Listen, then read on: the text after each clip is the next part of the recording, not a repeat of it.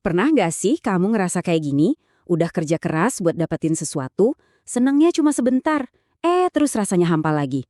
Seolah-olah kita tuh lagi lari di atas treadmill yang nggak ada ujungnya. Nah ternyata, perasaan gelisah ini bukan cuma masalah kita di zaman sekarang loh. Yuk kita coba bedah siklus penderitaan ini bareng-bareng lewat kacamata seorang filsuf yang idenya wah relevan banget sampai hari ini. Namanya Arthur Schopenhauer. Coba deh, kita jujur-jujuran sama diri sendiri. Kenapa ya rasa puas itu kayaknya cepet banget hilangnya? Baru kemarin senang banget karena berhasil mencapai sesuatu, hari ini udah kepikiran, habis ini apa lagi ya yang harus gue kejar?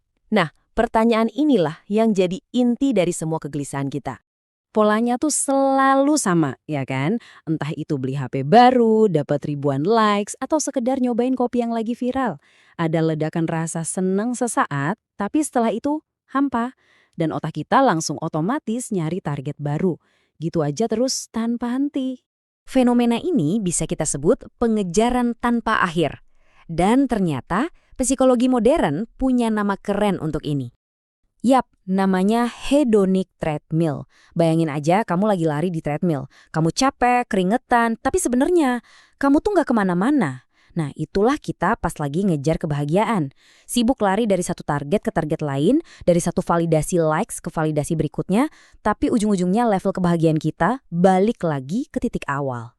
Tapi yang bikin merinding adalah masalah yang kita anggap super modern ini ternyata udah didiagnosis hampir 200 tahun yang lalu, jauh sebelum ada internet apalagi media sosial.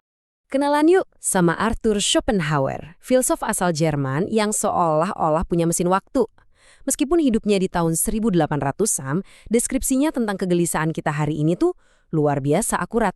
Dia ngebongkar sifat dasar manusia dan nemuin biang kerok dari rasa nggak pernah puas ini. Konsep kuncinya Schopenhauer adalah kehendak atau the will. Dan ini bukan sekedar keinginan biasa kayak, aduh pengen pizza deh, bukan.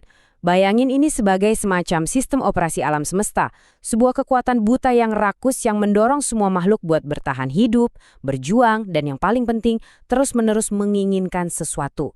The will ini nggak punya tujuan akhir, satu-satunya tujuannya adalah ya untuk menginginkan itu sendiri. Pemikiran Schopenhauer ini nggak muncul dari ruang hampa loh. Dia tuh kayak ngeracik idenya dari 3 raksasa pemikiran. Dari Kant, dia ngambil ide bahwa dunia ini adalah persepsi kita. Dari Plato, ide bahwa dunia nyata ini cuma bayangan. Dan yang paling krusial, dari ajaran Buddha, dia mengadopsi konsep bahwa hidup adalah penderitaan dan akarnya ya dari keinginan. Jadi gimana sih cara kerja kehendak ini ngejebak kita dalam siklus penderitaan sehari-hari? Yuk kita bedah prosesnya satu persatu. Oke, ini dia nih diagramnya. Poin paling pentingnya ada di sini. Pertama, ada keinginan, yang pada dasarnya adalah rasa sakit karena kita merasa kurang. Kedua, ada pencapaian yang ngasih kepuasan sesaat, tapi itu cepet banget hilang dan langsung digantikan oleh kebosanan. Nah, dari rasa bosan dan hampa inilah lahir keinginan baru. Siklus ini berputar terus, selamanya. Contoh paling gampangnya, lihat aja deh pas kita ngepost di medsos. Kamu merasa cemas dan gelisah, itu penderitaannya. Nungguin likes, terus notif pertama masuk, kamu senang, itu kepuasannya.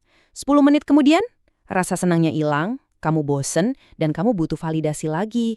Keinginan baru pun muncul. Siklus Schopenhauer ini terjadi secara real time di genggaman tangan kita. Jadi, ini dia diagnosis utamanya. Akar masalah kita itu bukan di luar sana, tapi di dalam diri kita sendiri. Sebuah mesin keinginan yang nggak pernah bisa mati. Menurut Schopenhauer, penderitaan itu bukan sebuah bug dalam hidup, tapi sebuah fitur bawaan yang udah terinstal dari sananya. Oke, ini kedengarannya pesimis banget ya. Tenang dulu. Schopenhauer itu bukan cuma ngasih diagnosis yang suram, dia juga ngasih resepnya. Ada beberapa pintu keluar darurat buat kita kabur sejenak dari lingkaran penderitaan ini. Yuk kita lihat 3 jalan menuju kedamaian versinya. Jalan yang pertama adalah lewat seni dan musik. Pas kita benar-benar tenggelam dalam sebuah karya seni atau lagu, ada sesuatu yang ajaib terjadi. Ingat nggak sih pas lagi nonton film yang bagus banget atau dengerin lagu sampai merinding? Di momen-momen itu, kamu lupa sama diri sendiri, lupa sama semua keinginan dan kekhawatiran. Kamu cuma jadi pengamat murni. Nah, saat itulah mesin kehendak di dalam dirimu jadi senyap. Ini adalah sebuah jeda singkat dari penderitaan. Jalan yang kedua adalah welas asih. Ini tentang belajar ngelihat keluar dari tempurung ego kita sendiri. Menurut Schopenhauer, Kita semua ini pada dasarnya adalah percikan dari kehendak yang sama. Jadi, di level yang paling dalam, nggak ada bedanya antara aku dan kamu. Pas kita berbelas kasih, kita sadar bahwa kita semua ada di perahu penderitaan yang sama. Dengan membantu orang lain, kita sebenarnya juga lagi menenangkan mesin keinginan di dalam diri kita sendiri. Dan jalan ketiga, ini yang paling ekstrim, tapi juga paling langsung. Jinakkan keinginan itu sendiri. Schopenhauer menyebutnya asketisme, atau melatih diri untuk tidak menginginkan. Konsep ini tuh nyambung banget sama zaman sekarang. Coba deh, lihat tren minimalisme atau detox digital. Logikanya simpel banget. Kalau keinginan adalah sumber derita, ya cara terbaik buat ngurangin derita adalah dengan ngurangin keinginan itu sendiri. Makin sedikit keinginan, makin sedikit penderitaan. Jadi, apa intinya? Apa kita harus jadi orang yang pasrah dan pesimis? Enggak juga, justru ada pelajaran penting yang bisa kita ambil dari sini. Menganggap Schopenhauer itu cuma pesimis doang tuh salah paham besar.